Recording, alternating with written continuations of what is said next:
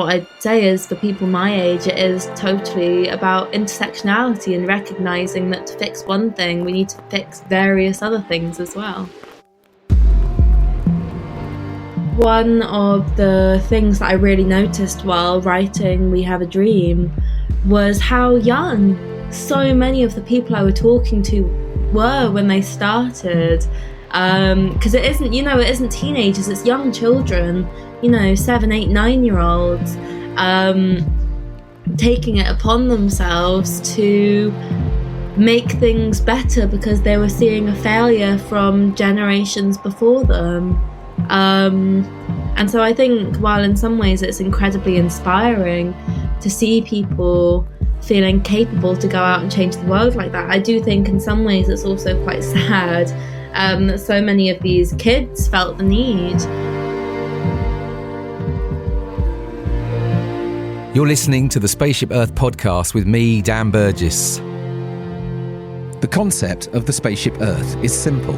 We live on a life-giving rock called Earth, hurtling through space. Like a spaceship, we have a finite amount of supplies with an intelligent operating system, which keeps everything we need replenished as long as we all respect it and use wisely. So an understanding of how this system works, along with deep cooperation between humans and all life, is essential to keep us thriving and the spaceship flying. In this podcast, I'm in conversation with humans involved in regenerating life, shifting consciousness, and reimagining how we can live more beautifully and peacefully. I talk with artists, activists, writers, designers, adventurers, healers, entrepreneurs, creative mavericks, and more. Their stories invite us to participate in the co-creation of a more beautiful, life-sustaining world, in service to life, becoming crew on Spaceship Earth.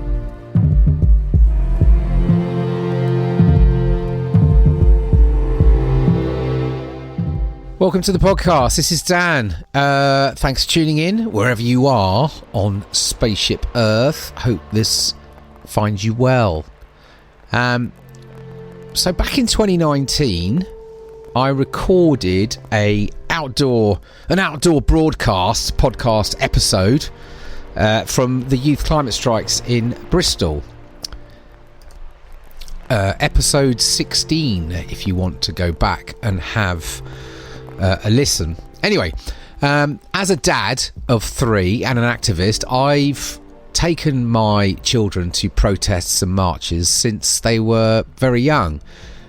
Personally, I believe it's important for them to feel and witness the energy and passion that exists across generations when it comes to people standing up against the destruction of the living world and the breakdown of our climate, which supports human life. I kind of wish this wasn't necessary, but we're living in a time where there is insane levels of destruction and exploitation. And for me, trying to hide and shield my children from all of these realities is not always appropriate. There is so much injustice in this world, and I believe that we have a responsibility to demonstrate that this is not all right. This is not what we want, especially as so many humans around the world are suffering today from climate and ecological breakdown, largely driven by the actions of the West and the global North. People say sometimes, yeah, but does protest do anything? Well, yeah, it does. And we need so many forms of activism. Protests and marches are one flavour. But if you want to see a planet that can sustain life in the coming years, then everyone needs to step up, especially those of us who can do so without fear of oppression from power, which for sure is most white people in this country, although with the way things are going with the current right to protest bill that's travelling through Parliament, who knows for how much longer.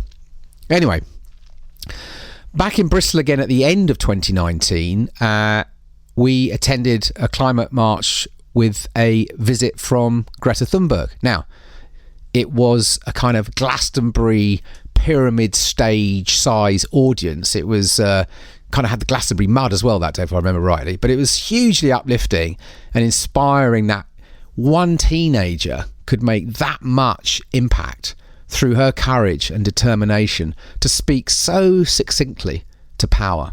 And again, it reminds me, like, this idea, if one teenage girl with a mobile phone can achieve that, like, what would it look like if more of us took intelligent, strategic, collective action to accelerate the systemic level of changes required to deal with what is the mother of all issues that must become the lens through which we look at every aspect of our lives? Just before Greta did a talk, the mic was passed to another teenager, Birdgirl, 19-year-old Mya-Rose Craig, a prominent British-Bangladeshi birder, conservationist and environmentalist. Now, I've been following Mya-Rose's journey for some years as she's been a leading voice speaking up on issues of equal access to the natural world and for ethnic diversity in the conservation environmental sectors. Now, Mya-Rose that day delivered an extraordinary, courageous talk. It was the first time I'd heard someone so young joining the dots on climate breakdown and social justice with such clarity. So it was a real treat to record an episode with Mya-Rose during the summer. So Mya-Rose is committed to conservation, such as stopping biodiversity loss, halting climate change, whilst also respecting Indigenous peoples and highlighting global climate justice as it intersects with climate change action. She has been writing this infamous blog, Birdgirl, since she was very young, and she's a founder and president of the charity Black to Nature, which she set up at the age of 13, and we talk about it a lot in the episode. She's the youngest Briton to be awarded an honorary Doctorate of Science, age 17, for her work fighting for equal access to nature and for building awareness around ethnic diversity in the environmental sectors. She recently visited the Arctic with Greenpeace to highlight the diminishing sea ice, and she's just released her first book, We Have a Dream, which we explore in this episode. It's a book which highlights 30 young environmentalists of colour from all around the world, including many Indigenous, to amplify their voices and their experiences because they are rarely mentioned by our media. So let's cut to it. This is the Spaceship Earth podcast with Mya-Rose Craig, aka Birdgirl. Okay, Mya-Rose, welcome to the Spaceship Earth podcast. Hello, thank you for having me. Yes, pleasure. It's good to have you here. Whereabouts are you right now on our Spaceship Earth? I'm currently southwest England near Bristol. It's very rainy. Is it rainy? Yeah, always. Well, I'm not far from you. I'm in Bath, but actually right now it's looking quite bright. Really? I'm very jealous then. Yeah, and how are you doing right now? How's it all going? I'm good, yeah. I'm busy. I've been on my gap year. I'm going to uni in the autumn and I've got lots done, so... Yeah. Yeah, well, we'll dig into that because, I think that's a bit of an understatement because you're someone that's got a lot going on. And because I was thinking, like, we first connected, I think it was just at the start of the lockdown last March, when I chatted, we chatted, and I think obviously before that, I think I'd seen you in Bristol at the climate marches, the one that Greta came and did of course, yeah. And I saw you. I was with my kids. Saw you deliver a pretty extraordinary speech before Greta, and then it seemed like the middle of last year. I think it just seemed like your work, your profile was really sort of what's the word I would use? Going off. It was going off, and I think I saw you on Wimbledon quite recently on the telly. Yeah. So it's been quite a year or so for you, hasn't it? And we can dig into it. And I know that you have obviously dug into your story on various podcasts, and so I don't want to go back massively, but I would love to, if we could, start just to give some context to listeners who might not know your work. But a bit of your backstory to kick us off, but particularly, I guess, I'm just always really interested in I guess the sort of threads and the sort of seeds maybe that have, kind of led or woven the direction of your of your life today, because you do many things. Like you said, you're 19, you're off to uni, but you're also like, you're a birder, you're an activist, you have this very strong relationship with the natural world. And of course, your work also is exploring, social justice, anti-racism, inclusivity, especially. So I'd love to just, if you could just give us a little bit of sense of, how this has all come to be. Yeah, sure. So I guess it all started with birds and bird watching, as it always does for me. Everything goes back to that. I've been into birds my whole life. I come from a family of bird watchers, and so it's always been a really big thing for me. That's how I connected with nature. And it was something that I was passionate enough about that when I was 11, I started a blog called Birdgirl because I was a girl who liked birds, Nice. Which felt very appropriate. And, I guess everything I've done subsequently sort of exploded from there, because I didn't really expect anyone to read it, but they did. And quite a lot of people did very quickly. I think I've had about 5 million views on that blog now, which is insane. Yeah.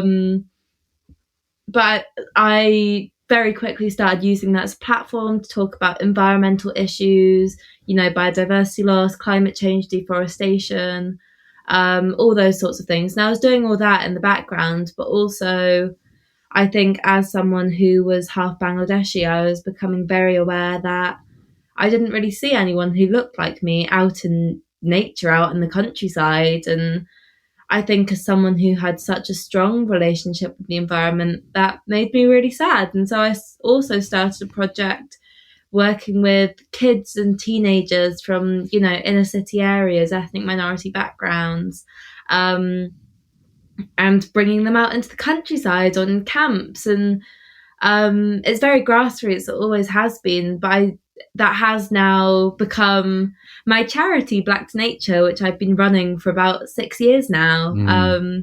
And I think that's been one of my biggest projects that I've ever done. The fact that I've been doing it since I was like 13 and I'm 19 now is insane to me.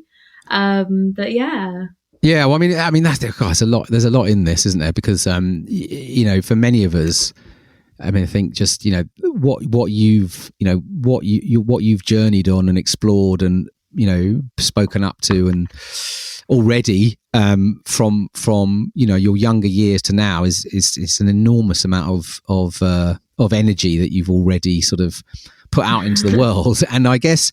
And we'll dig into the charity in a bit, but I would love to know, you talked about these, you talked about the bird, starting with birding, and then, these kind of issues that you're becoming aware of, whether they're, environmental issues that you're seeing, and then obviously, the issues of race and what's going on within these kind of natural spaces. But can you tell us a little bit about how are you sort of coming across these? So how did because going from birding to starting to really sort of join the dots on, ecological breakdown and biodiversity loss. It's quite how did that happen? Do you know what I mean? Were you being sort of guided into this, or were these your own discoveries? Can you just tell us a little bit about how you sort of went from, I guess, that sort of desire to kind of, go out and spot and track birds to opening you up to all these other, quite big, gnarly issues at a really relatively young age, right? Yeah, 100%. I think for me as a kid, that felt like a very natural transition. And I think my love of nature and the environment has always been totally tied up into an awareness of environmental issues out in the world, like many people my age. I think people forget that, I was born in 2002. I can't remember a time in my life where I wasn't aware of environmental issues and climate change and things like that. I've been flooded with that kind of information since before I can remember. I had, units in primary school talking to me about climate change and deforestation in the Amazon and things like that. And so it had always been things that I've been really concerned about. And again, when I got this online platform, it was purely to talk about my hobby in a, quite light, almost fluffy way. And I think I just realized quite quickly that I wasn't actually that interested in doing that regularly. Like, I didn't mind doing it sometimes, but I felt much more interested in talking about things that I cared about, issues that I cared about going on in the world. And the fact that I happened to have a large following on that platform was just incredibly helpful rather than anything else. Yeah, no, I guess, and no, it makes tons of sense. I guess it's always that, it's this thing that I mean, I struggle with it a lot when I sort of try and, always, always curious to try and understand in our kind of, in our cultures, like people's perception of how bad things are, because for a lot of people, many people just drift through the world doing their thing. And, it's like this shifting baseline syndrome idea, isn't it? You're born into a world at a certain time, and you kind of see what's around you, and you kind of think that's sort of how it's always been, but then, like you're saying, to become aware of, whether that's, the lack of bird species around, or the lack of, native forests, or, diverse ecosystems on your doorstep. It's to sort of start to understand that, you've got to be quite, it's not something you notice unless you're really, starting to look for it, I guess. Because I know something to say, something I struggle with quite a bit is trying to understand how, I was born in the 70s, and I remember, it's that classic thing about the, what we call it, like the moth storms, I always remember like just insane amounts of insects in the summer. I remember my mum, driving and having the headlights on, and in the summer, and just these kind of just mad clouds of moths, being drawn in, and you don't see that anymore. You know what I mean? But if I hadn't witnessed that, I would never know. To look at my own kids, and they're like, well, they wouldn't have that knowledge. So it's just interesting how, I was just curious of how you're sort of, because you have such a depth now of knowledge and understanding of these issues. But I was just curious about maybe where there were signals or people or things that got you to really go, oh, hold on a sec, what's going on here? Or was it were you just intuitively aware that things were not good out there? A mix, I think, because both of my parents were very into nature and the environment as well, and they talked to me a lot about issues when I was a child, which I think is probably another reason that I was very aware of things that were going on. And, I had the same stories when I was a kid, my parents talking about how, when you drive, your windshield would just get splattered with insects, or how when they were little, starlings were a common garden bird, and I've never seen one in my garden ever. There were all sorts of things like that when I was a kid. And I think, this concept of generational memory is so important to keep in mind when talking about environmental issues, just because, people always want to return the environment to how they remember it when they were a child. But I think the state of biodiversity loss is so terrible in the UK that really we need to turn back 100 or 200 years, which obviously is far out of anyone's generational memory. And so I think even though, hearing these stories as a child and things like that were really important, I do think as I've gotten more and more involved in environmental stuff, my desire for change has outgrown those. Interesting. Yeah, that's just, that whole concept of time is fascinating, isn't it? This, because our awareness is obviously very, very short term focus. When we look at these ideas in sort of Earth time, you can imagine like what would have these landscapes around the southwest of England look like 100 200 years ago, and beyond, obviously. And it's hard for us to grasp that they would have probably been, sort of humming with life.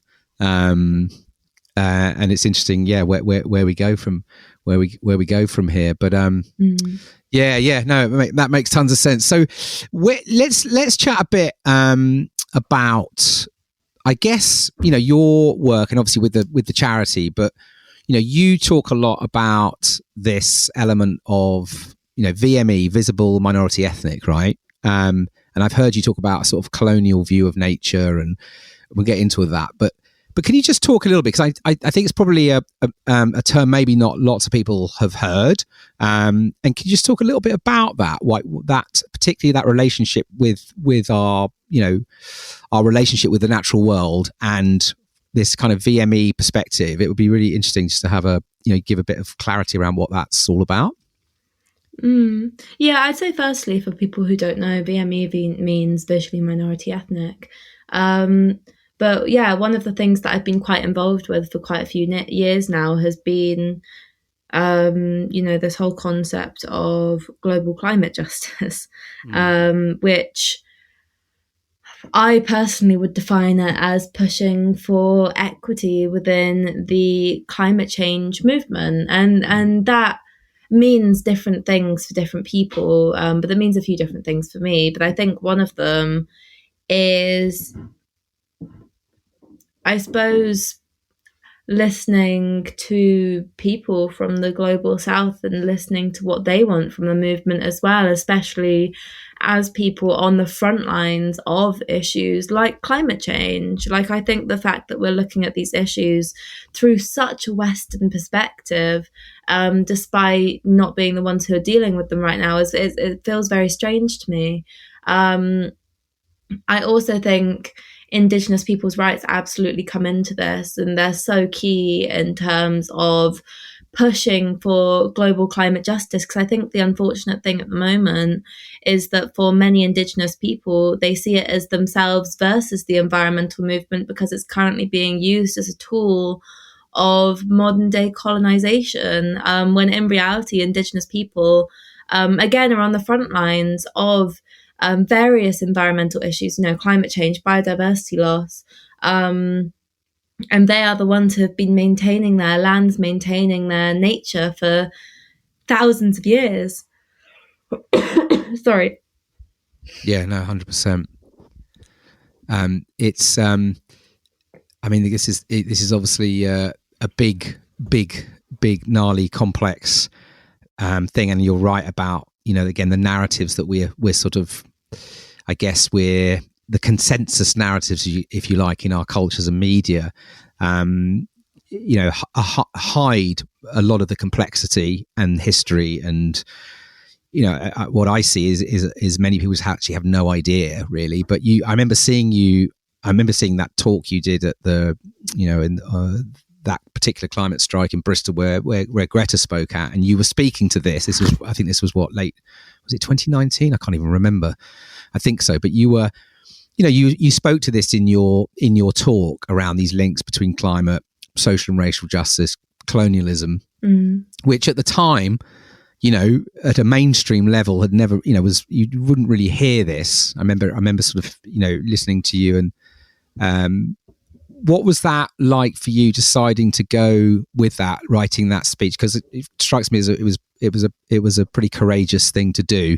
Could you share a bit about that?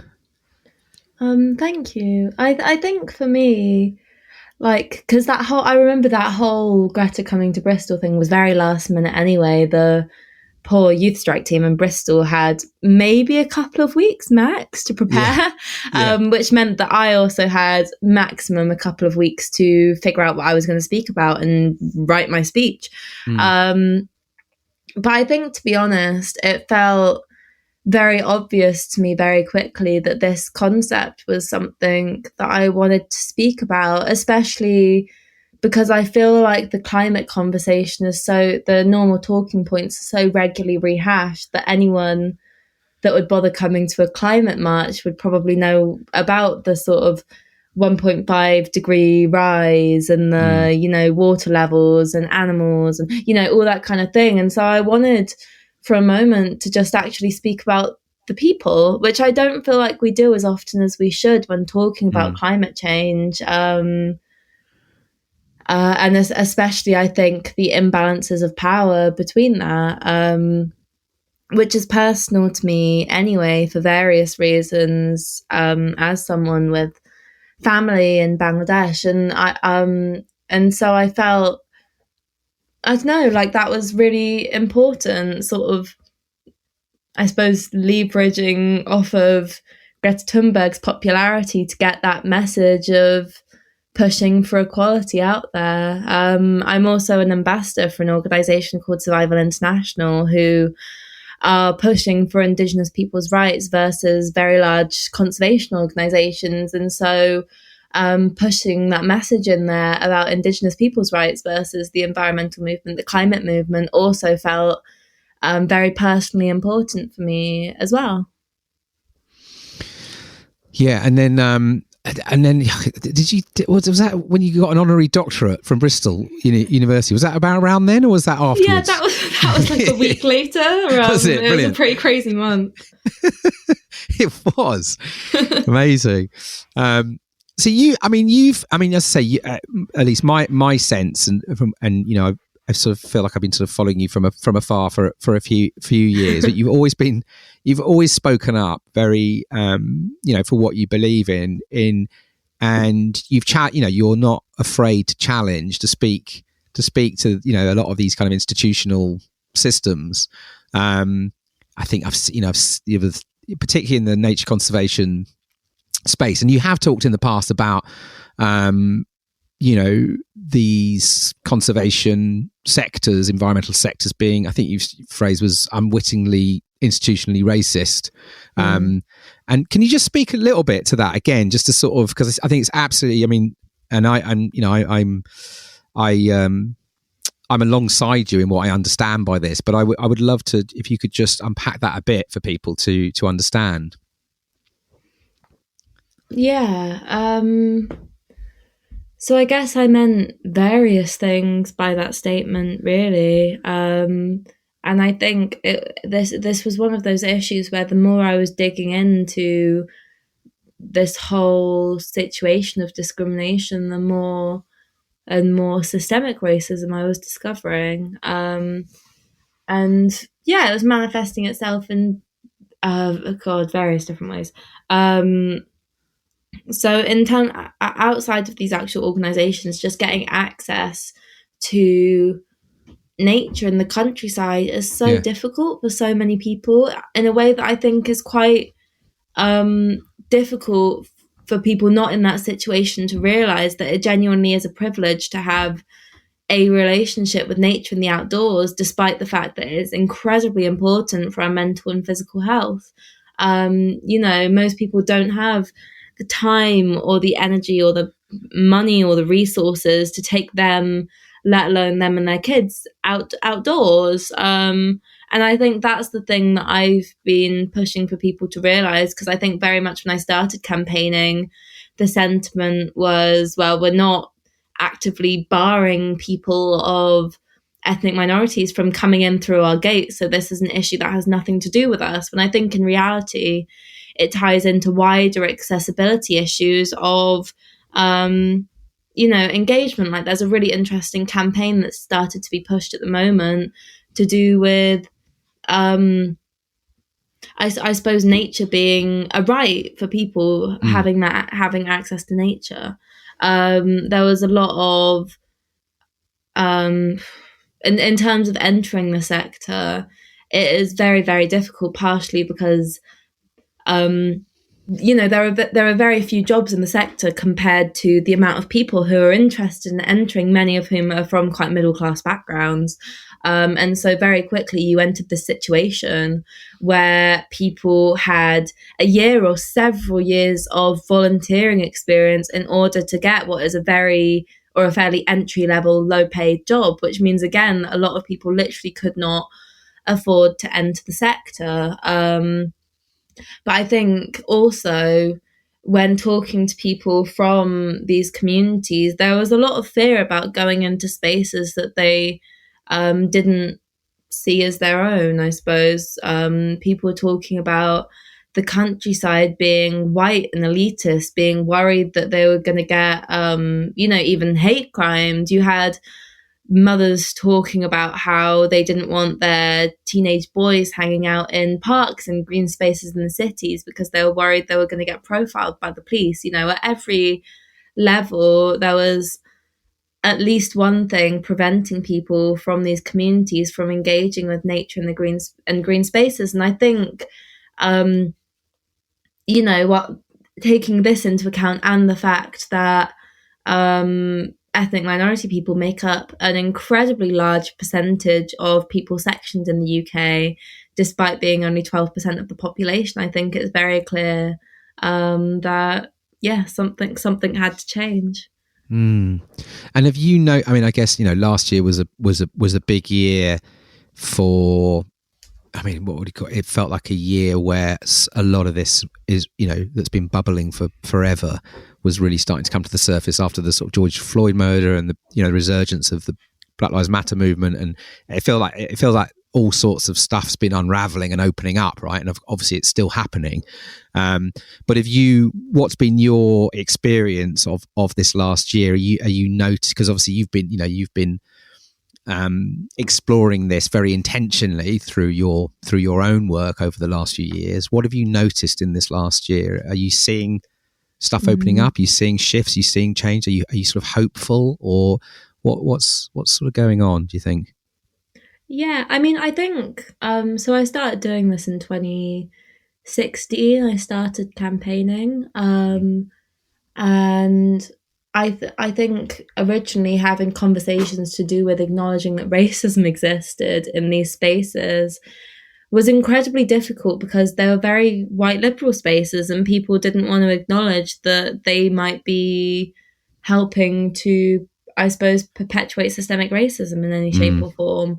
So quite honestly, the most difficult barrier when I first started was even having these conversations in the first place, talking to people, making sure that they understood that there was an issue that they needed to combat, which thankfully I think that we have moved on from that slightly. I think for me personally, those conversations around green spaces at the start of lockdown last year were very exciting, especially after the parks were all locked. And I think for me, what I was seeing was a wider movement of people realizing how essential green spaces are in terms of urban living, in terms of looking after your mental health, and again, how difficult it actually is to get into the countryside. And so I think after that, the next exciting thing, we're seeing lots and lots of people venture into the countryside for the first time after that first lockdown was over. Lots of people from all different backgrounds, many of whom, when I stopped for a chat, said they were trying this out for the first time. Brilliant. And so I think for me, what I'm hoping for really is for that mindset to continue with people past lockdown and into life beyond a pandemic, where people sort of remember that feeling of being locked away in their houses with no access to parks, and that feeling of what it felt like to venture out into, a national park or the countryside or whatever for the first time. Yeah, it feels like it feels like this whole access to kind of natural spaces, wild spaces, whatever blue, green, whatever, this whole. If it strikes me as it's a kind of no-brainer, really, as a sort of, you know what I mean, in terms of like, if we're gonna, with all the complexity that we're sort of facing into right now, the idea of sort of more intentional investment into spaces that can be accessed, because obviously not only is it, we're living in a time where clearly mental health and anxiety for everyone is has shot up in the last 18 months. So just for that element alone, it makes sense. But then you just think that, again, increasing uncertainty of work and employment, all these things that we're sort of dealing with, you'd kind of think that, making the kind of natural world as accessible as possible, trying to integrate it into the places that we live, rather than building bloody great roads and high-speed rail networks. Do you know what I mean? It's almost like that these feel like the kind of things that could potentially work for have so much benefit for so many of us in our culture. But yeah, so I'm on a bit of a ramble there, but it's just it does feel like a strong antidote, I guess, to a lot of the complexity, and that's before you look at obviously all the great stuff of bringing back biodiversity, sequestering carbon, all these other lovely parts of the puzzle, if you like. But are you sensing that are you feeling like there's going to be some breakthroughs on access and the value of these spaces in our cultures? I hope so, yeah. And I think as well, I think one of the most interesting things for me is, so my organisation, Black to Nature, we had to improvise a bit during the pandemic because we couldn't do camps, obviously. And so we started doing lots of day trip type things. And the thing we did a lot of was tree planting days. And we did about 5 of them in March, day after day, and they were incredibly unpopular in a way that we hadn't even imagined. If anything, they were very oversubscribed. And we had parents and children pouring out of the local cities just to come and plant some trees. And the feeling I got, as well as people just really being outside and enjoying nature, was that people were looking for things to do as well. After so long in their houses with their kids, they were looking for something to do. And so I feel like as well, one of the things that I want really isn't necessarily for everyone to take up, like, I don't know, bird watching or mothing as a hobby, but for people to just understand that they can derive enjoyment from being outside, and that it can be a fun day out, and that it's an activity to do rather than like, I don't know, going shopping or going to the local theme park or whatever. You can go out to the local national park. And I think that's hopefully what we're going to be seeing a lot more of, not necessarily born new environmentalists, but just people who understand that they can derive enjoyment from being outdoors. Yeah. Love that. Let's talk about Black to Nature. Can you explain for folks exactly like what is the charity, what's its mission and intention? Yeah, absolutely. So I set up my charity Black to Nature about 5 years ago, and it I suppose was just a continuation of my desire to make environmental spaces more diverse. So I guess there's sort of 2 prongs in terms of the work that we do. We run the grassroots side of it. We run nature camps. We work with children and teenagers and get people very tangibly outdoors and connected with nature. But we also do a lot of campaigning, pushing for systemic change as well. So we work with various nature organizations, environmental organizations to, I suppose, push for more diversity and push for more engagement. And that's actually been incredibly successful over the past few years, which is really exciting. So what would that look like, for example, like, environmental organization or conservation organization who have kind of landscape or spaces, and actually you're trying to open those spaces up to kids and communities that aren't getting access to the natural world? Would that be one way of looking at it? I think we try and go for quite long-term stuff with these organizations. So it's more, we've done workshops with them, teaching them how to engage with people from various different communities, how to diversify the kinds of things that they're doing to appeal to people from all sorts of different communities. We have done 2 conferences, and we were planning on doing one more this year, but we're planning on doing another one quite soon in the future.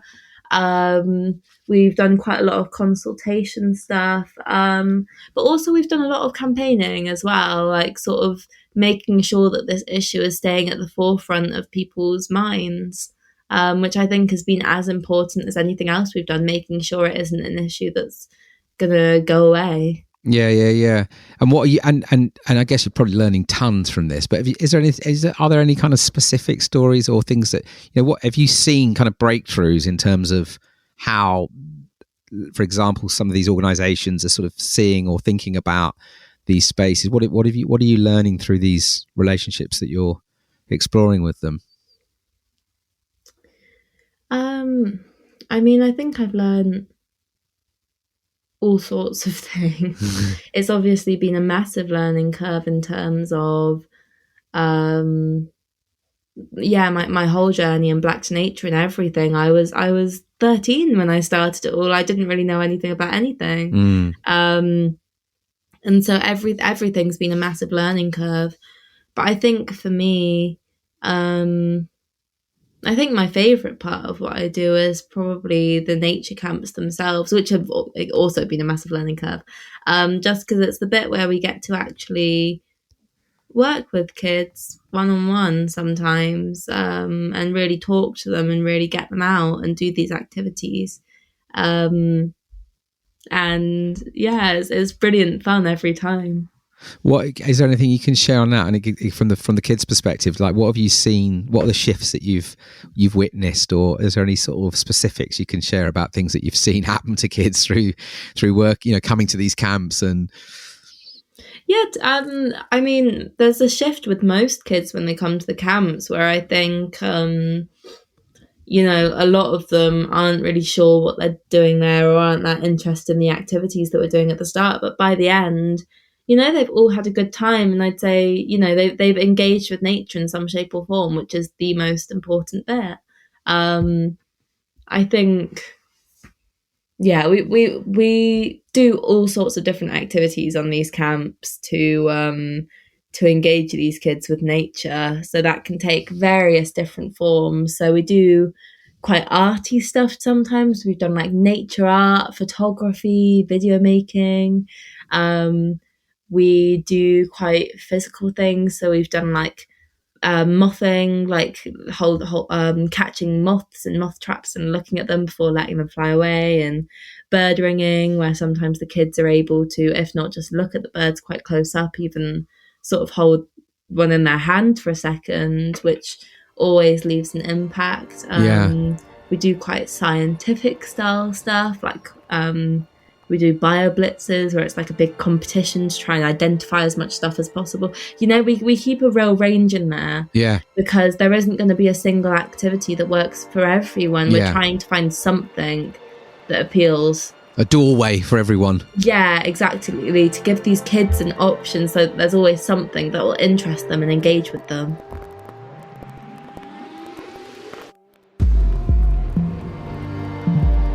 We live on a life-giving rock called Earth, hurtling through space. How bonkers is that? You're listening to the Spaceship Earth podcast.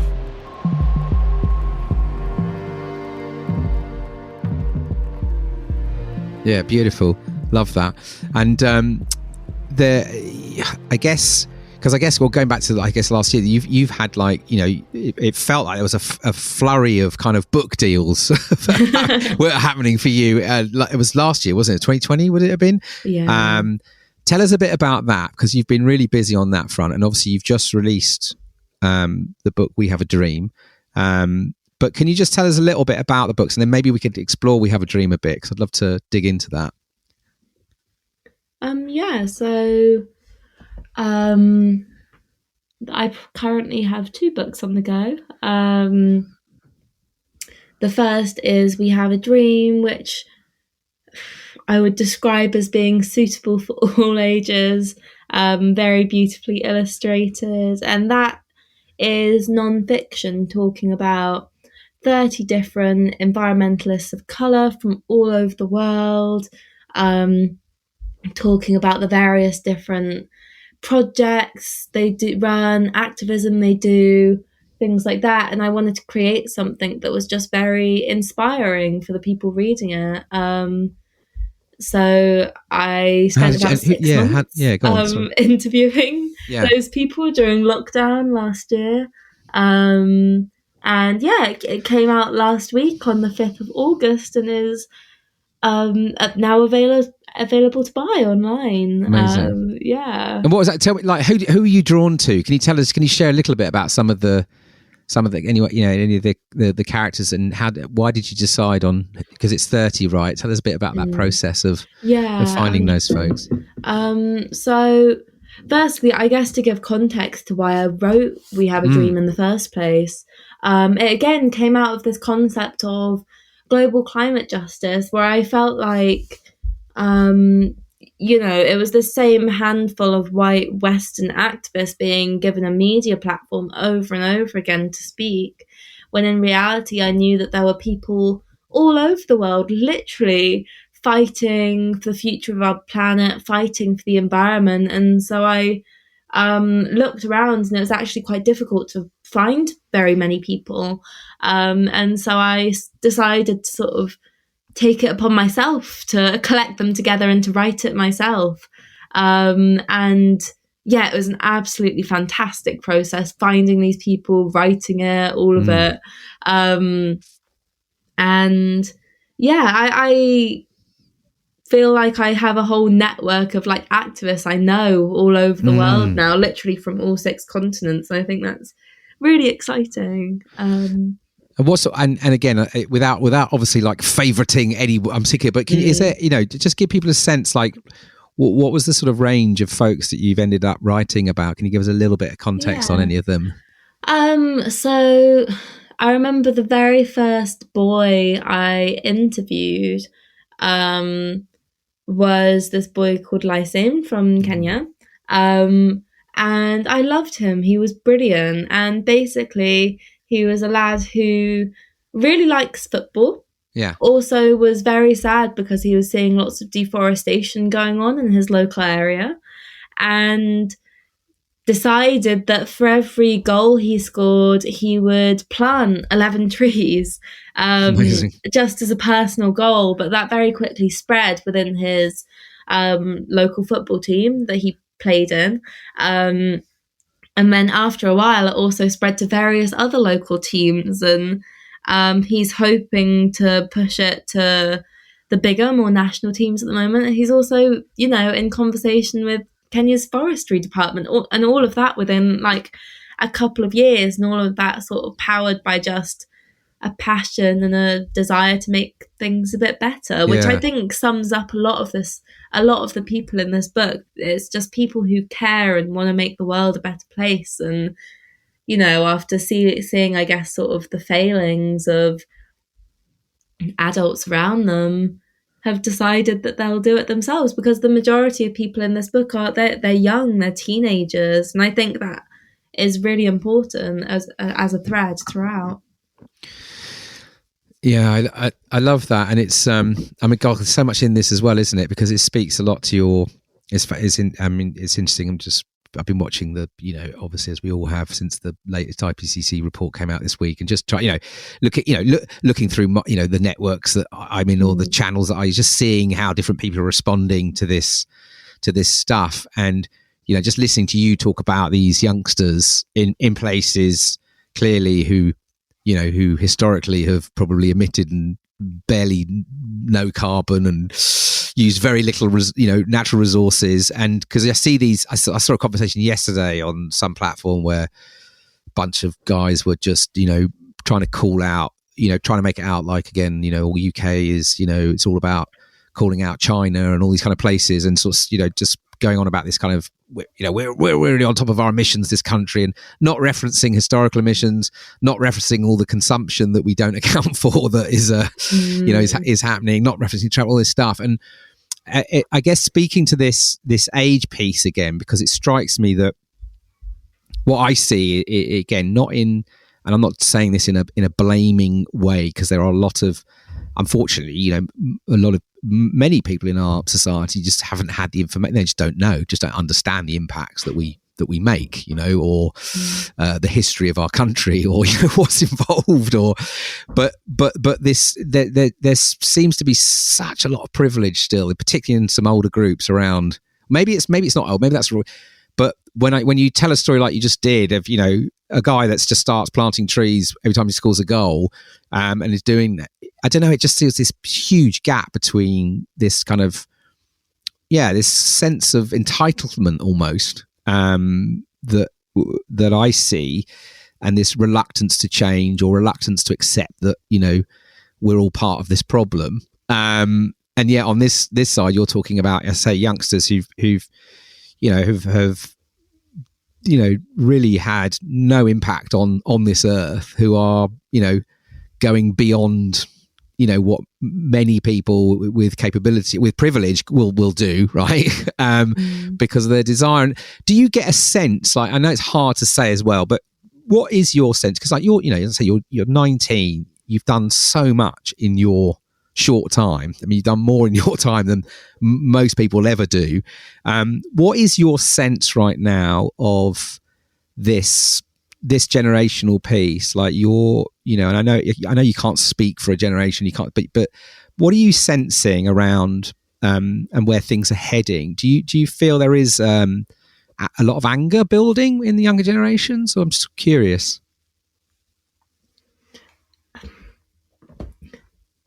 Yeah, I do. And I think, God, sorry. Yeah, I do. And I think one of the things that I really noticed while writing We Have a Dream was how young so many of the people I were talking to were when they started.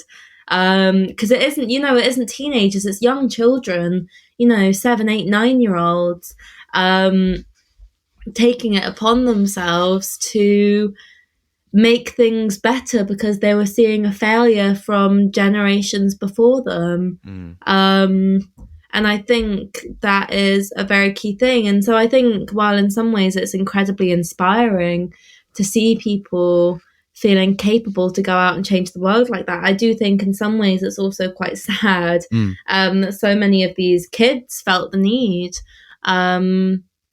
I also think in general, one of the really interesting things about this new young generation of activists is that there is quite a different mindset when it comes to activism.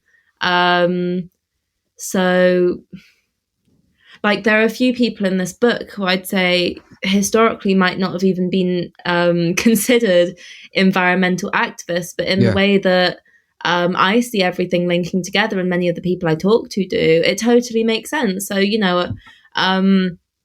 for example, Autumn Peltier, who's this amazing Indigenous water Act advocate from Canada, historically might not have even considered herself an environmental activist because all she wanted was clean water for her community and for communities like hers. Or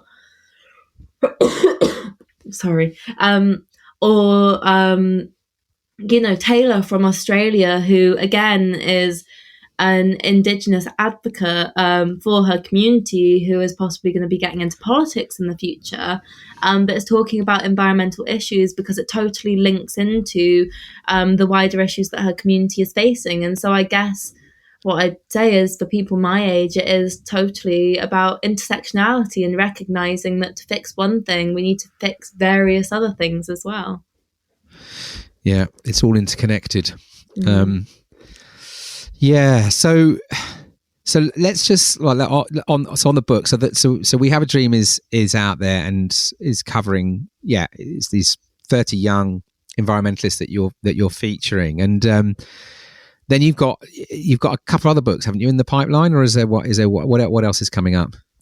There is another book which I'm probably not allowed to talk about very much, and that's coming out next year at some point. I just finished writing it. Amazing.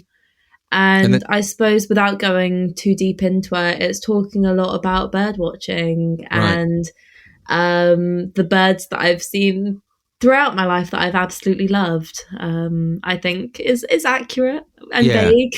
What do you have an outstanding bird moment? I mean, it's probably several, but is there so many. What are the birds that get you out, like locally? What are the ones that kind of get you going? It's funny because I think during lockdown, I, as a bird watcher, have 100% gained a new appreciation for birds that historically might have been labelled as a little bit dull. Like the Dunnock. Yeah, the dunnock, The dunnock. the sparrow, the Sparrows are weird. I mean, things. I mean, you talked about earlier about the disappearance and stuff, but they're a bird, right? That's disappeared massively. yeah, haven't they? absolutely. I don't actually get sparrows in my garden Because they only they're very, I don't know what the technical word would be, they're isn't very it? But communal. that's it, and they live in a very small. Their sort of zone is pretty small, isn't it, of exploration and stuff. But they've gone. So definitely sparrows, dunnocks, wrens, tree creepers, all of Wrens that are sort amazing. of thing. I love. For me, the wren, it's that brilliant, voice for that tiny thing. It's just like, They're what? so How can you make loud. so much noise? Definitely. So all of that kind of thing. I really loved watching all of those during, especially when we were all literally just in our houses last year. I'm lucky enough to have quite a big garden, so I was able to just watch all of these birds for months during spring, where they found their mates, then built their nests, and then we're going back and forth with food, and it was brilliant. So I think all of that sort of thing is totally what I have fallen in love with over the last year or so. You might. I saw a couple. I don't know why recently. I've noticed quite a few kestrels around where I live, and they seem to make it this quite sort of squealing, high pitched kind of sound. And I've seen the other day I was in the woods, and actually I saw one chasing another one. I didn't know if it was making this really sort of screamy, almost, a bit like that sort of buzzard type of screech you get. But they were definitely kestrels. But I couldn't figure out whether it was a love thing or whether it was a territory thing or. Any clues? I'd say this time of year, probably a territory thing. Right. Possibly, not to make any bold claims, but possibly even parents chasing a young one off of their land now that it's grown up. Yeah, but, time to leave home, fend for yourself. Yeah, basically. I'm very jealous though. I don't see many kestrels around near my house. I don't know why. I've just been. Well, it's funny as well. I don't know if do you ever find, because there was a few years ago where I had a period of time where I was probably felt like I was doing quite a lot of transformational work at the time. I was doing quite a lot of work on myself. I was going through definitely quite a lot of changes, but I noticed I kept coming across. I guess they'd be. What's the bird? Is it birds of prey? I guess it was buzzards. It was kestrels. What else did I see? What's the other one that's I forget that you see sometimes? Anyway, but that's do you ever find yourself sometimes connecting with certain, you know what I mean? Sort of sometimes you have these sort of moments where you sort of seem to connect with certain birds, or that you just sort of come across them. They seem to be around you. Definitely. I think the birds that I had a really strong connection with this spring and the spring before were the pair of ravens that live quite near my house somewhere, that have bred both years. And they've been brilliant. They've spent hours circling sort of around the local area, around my garden, making this weird sort of plopping water droplet call that I can't find anywhere online. Sorry. So I think definitely that pair of ravens just absolutely entranced me. Yeah. There were weeks where I was sort of obsessed with just being out in the garden and waiting for them to fly over my head. Yeah, I mean, I really think there's something. I don't know. I always get the sense that you can. It's interesting. Have you watched that? I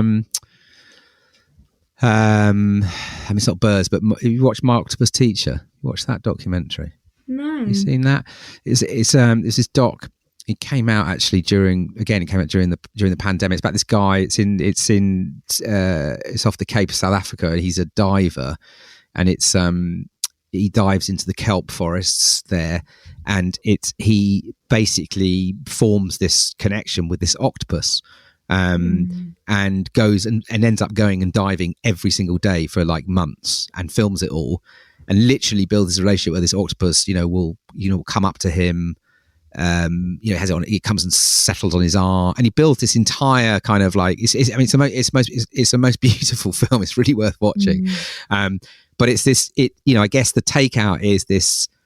Is really that what happens when we allow ourselves to, as humans, to open up to the more than human world. In a way where we sort of forget our maybe our sense, our sense of hierarchy, or the fact that we sort of let this thing, our way that we'll always try and look through the human mind at everything. We allow ourselves to sort of let that dissolve, and he has this extraordinary connection with this creature. And I remember when I watched it, I ended up going down to the allotment, and there was a robin that kept visiting as I was prepping the allotment. And I kept sort of getting into, robins, and you get quite close to you, and you almost feel like you can almost start to sort of, you know what I mean? There's an energy if you sort of, and I'm sure you've seen this a lot through your, through the time the time you've spent watching birds. But do you sense that it's that you can form these connections to these creatures?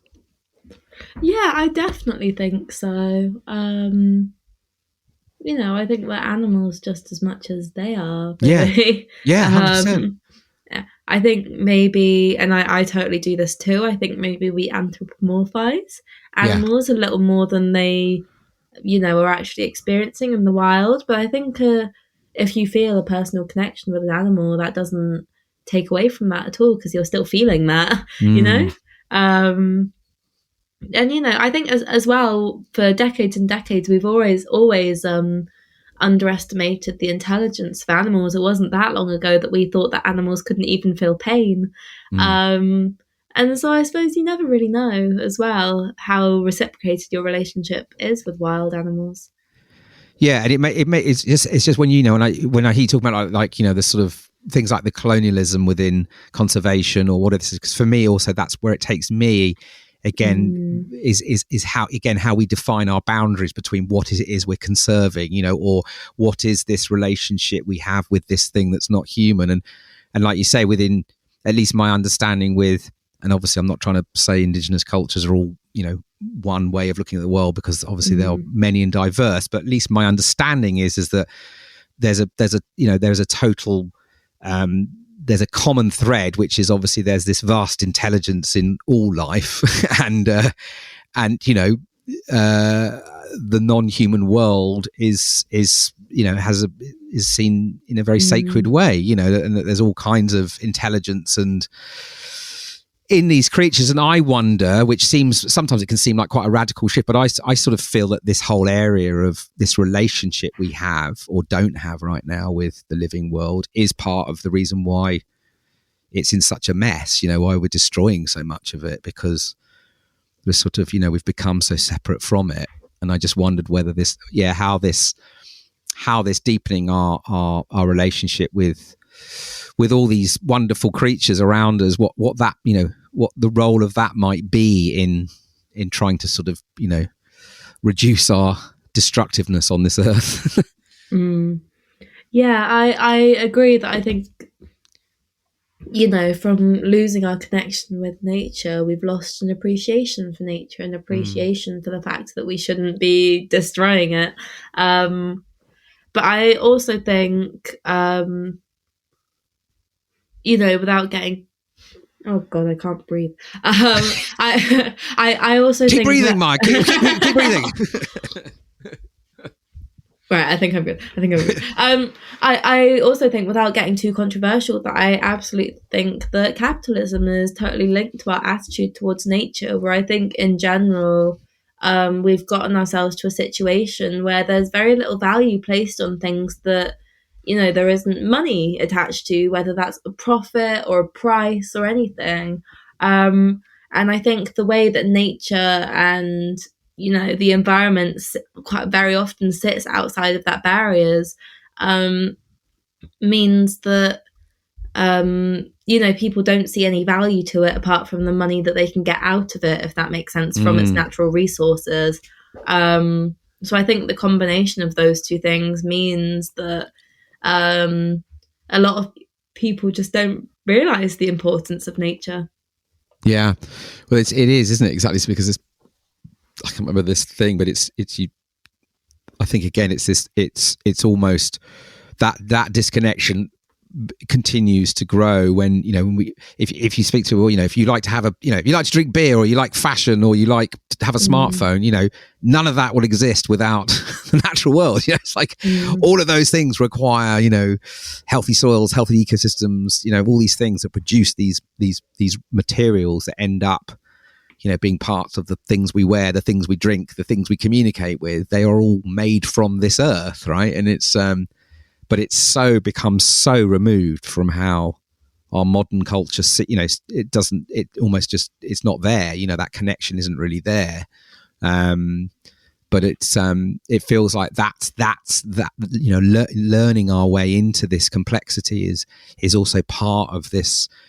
I think again, as you say with this, looking at what you're speaking to in terms of climate justice and intersectionality, and it's off the radar for most people. Most people just can't. They don't. It's not. I don't think it's that they don't grab it. They just don't. They just don't see it. It's been hidden in these kind of modern ways of doing things. But my sense is that we need to sort of help surface all of this so that people can start to sort of recognize that this is complex and there's all these different, you know what I mean? Because it's not a binary. We're not in a binary world anymore. You know what I mean? We can't just, we have to be able to hold all of this complexity to get towards making decisions that are actually going to hopefully work for more life. So you are off. I mean, there's a couple of things I'd love to do. One thing, you're off to uni this year. Which, how's that? Tell us about that. How are you feeling about that? Good. I'm very excited. What are you going to study, and where are you studying? October. I'm going to Cambridge to study human, social, and political sciences. Wow. I'm really looking forward to it. Actually, this has felt like a very long year. It's felt like a very long time since I've left school, but I'm looking forward to going and learning again. Yeah, amazing. I mean, how do you? Because I think as then, you are working with a lot of big, heavy, complex stuff, right? And I'm a bit of an old git. I've been doing my thing for a while, but but I know how much this work drags me down and has done over the years, and how it's very easy to get burnt out into places of despair, and how do you cope with it? Because you're young, and how do you have fun, and how do you deal with all of this? I mean, I don't know. I just take time off, really, same as everyone. I think there have been lots of really interesting conversations to do with burnout and all that sort of stuff, especially amongst young people in the past year or two. So I personally am involved in this really cool project that's based in Bristol near me called the Resilience Project, which is set up by someone who was very heavily involved in youth strikes for a very long time. Katie? Yeah. She also spoke at that. She also spoke, didn't she, at the... Didn't she also speak? Yeah. Yes, yeah. Yeah, she spoke when Greta came. And it's a brilliant project. I think just being... Can you explain a little bit for folks what that's all about? It's basically a project that's all about teaching young activists to look after themselves and look after their mental health and give them that support. And I think became an ambassador for that before it even launched, because I just thought it was a brilliant idea. And there are so many people that I know or know of who have just completely, given themselves to the movement and then just completely burnt out. And I think that's something to really raise awareness around. I think it's quite a big issue that no one really talks about within these circles. Yeah, and I guess the birding and generally being out in the natural world is, as we know, is a really sort of strong positive antidote and grounding to all of the complexity and burnout, right? Absolutely. Yeah. I think birding is such a almost meditative thing for me. I think it's so important, partially because I guess it's separate from everything going on in the world and everything going on in your own life. And yeah, I think it's important that everyone has, if not birding itself, a hobby like it to make sure that they are looking after themselves. Do you know now, like, have you figured that out? Like you've got the, you get a sense where you're like, actually I've got to go and disappear off into the woods with the with the binoculars. Yeah, sometimes. Yeah, you sort of like, you've figured out how to sort of, the signals when it's time to disappear. Yes. So yes, that's me sometimes. Yeah, but that's the thing, isn't it? Because I think that's at least I witnessed that with activists all over the places. It's almost like, because we can very quickly become overwhelmed with the problems and forget to recognise, the your own sustainability, which in many ways is the most important thing, because you're kind of useless without it, right? Yeah, absolutely. How do you fit? I mean, I guess the latest IPCC report came out this week. We should speak to that a little bit. I mean, you've obviously been very aware of these issues. The science. You were out in the Arctic, weren't you, last year? Yeah. How do you feel with this stuff? And what is it that you? Yeah, how do you feel, I guess, about where we're at right now? And I guess what do you want to see happen in these coming months, years? That's the funny thing about being involved in climate activism, actually, because it's just endlessly frustrating. I think the thing that I like to remind people of is that every day that climate change isn't solved, and I mean that literally, we should treat that as an active decision made by our governments, because the money's there and the technology's there, just not the will or the desire. And so I suppose what I want to see really from our government and from other governments going forward is just really clear, tangible action combating climate change. I find it so bizarre, and I think it's partially linked to the short-term element of government, but so many politicians just don't seem to care about climate change, because it's sort of beyond the scope of their own political career. And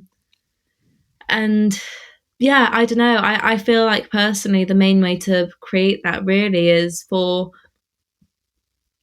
climate change to become an issue that everyone cares about. And I really do mean everyone, enough for it to be a single issue that can completely influence elections and votes and things like that, to eventually force politicians' hands into making this world a better place. But yeah, action is what I want to see, really.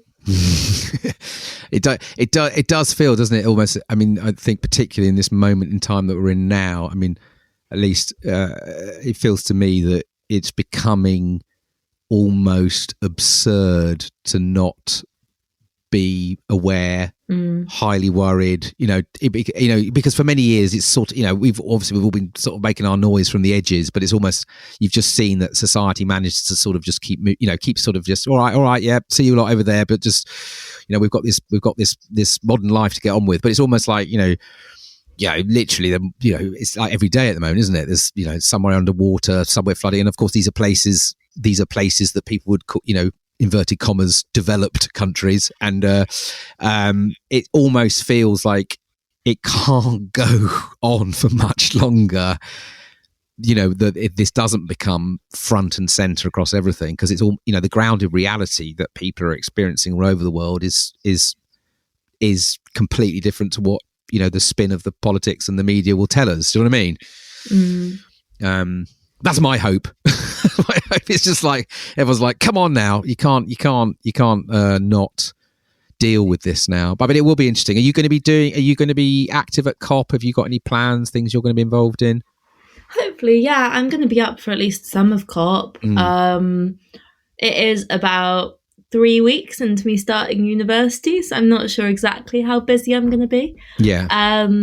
But yeah, I'm definitely going to be up there for at least a few days. Hopefully I'm going to be up there for more than that. I'm really excited for COP. I'm hoping for something good. What do you want? What would be the best outcome for you for COP? Same answer, action. I think when I say I'm hopeful for COP, I think I mean more the things going on around COP rather than the event itself. Yeah, the grassroots, the people. Yeah, the people. Because, I remember the Paris Agreement. That was only 5 years ago? Nothing's happened from that, really.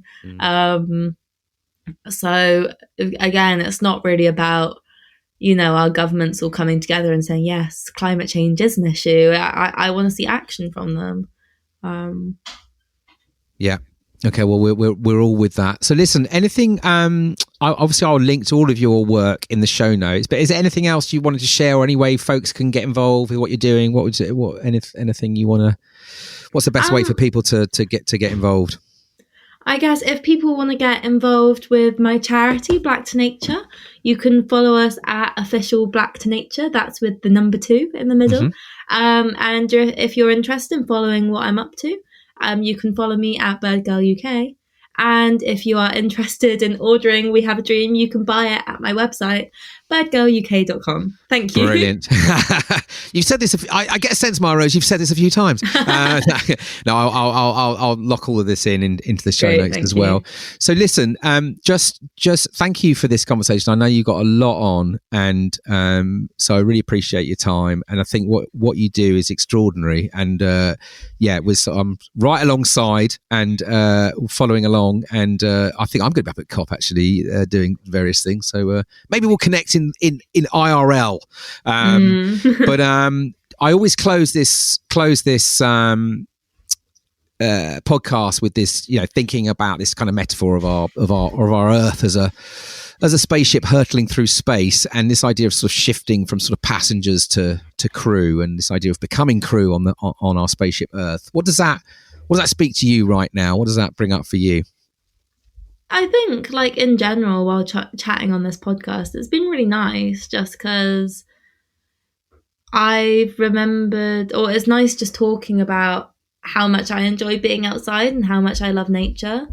And I think in terms of my activism, that's the thing I come back to over and over. I think it's totally fueled by my hobby, bird watching, and my love for this planet that we live on. I don't know. More, let's just get outside, basically. Yeah. That's what we need to be doing, isn't it? I think that's the answer. It's the antidote. It was interesting. We did a thing down at the G7 recently, this thing called C7, which is looking at sort of ocean activism. We were saying why, how different would it be if world leaders got in the sea every day at the start of the day and at the end of the day, during these discussions, what outcomes would shift? How would they shift? Probably massively, just because, we take the power out of these setups and put us into the natural world, and all kinds of stuff happens, doesn't it? It's that's what we need. We just need everyone to get outside a lot more. Yeah, absolutely. Absolutely. Brilliant. Look, Mya-Rose, thank you so much for your time, and wishing you loads of positive vibes for the journey ahead, and the books and university and everything else. And thanks for what you do. Yeah, thank you so much for having me on. It's been lovely to chat. Pleasure. Take it easy. Brilliant. Thank you. Thanks.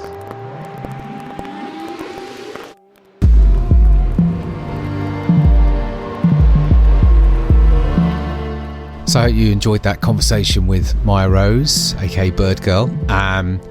Highly recommend picking up the book, the new book. I'll link to that in the show notes. Follow Birdgirl on her various socials. I've also linked in the show notes to the talk Mya-Rose did at the climate strike in Bristol in 2019 before Greta Thunberg that I mentioned in the episode. It's well worth a few minutes of your time. So if you like this episode, please do give us a rating or a review, or any others. It means a lot because it's some feedback, but also it helps other people find the show when they're searching. So Just takes a few minutes, not even that, probably 30 seconds, 60 seconds, but it's mightily appreciated. And thank you to all those who've been reviewing as of late. If you want to keep up on other bits of writing and happenings from me, you can subscribe to my monthly newsletter, Becoming Crew, for updates on the podcast and other goodness. So thanks for tuning in. It means a lot, all the support. Take care of yourself out there. There's a lot of work to be done, but let's make sure we're spending time outside, noticing those birds, looking at that life beyond the human. What might that enable? What could be out there? What could we learn from this great, extraordinary web of life? Until next time, peace and out.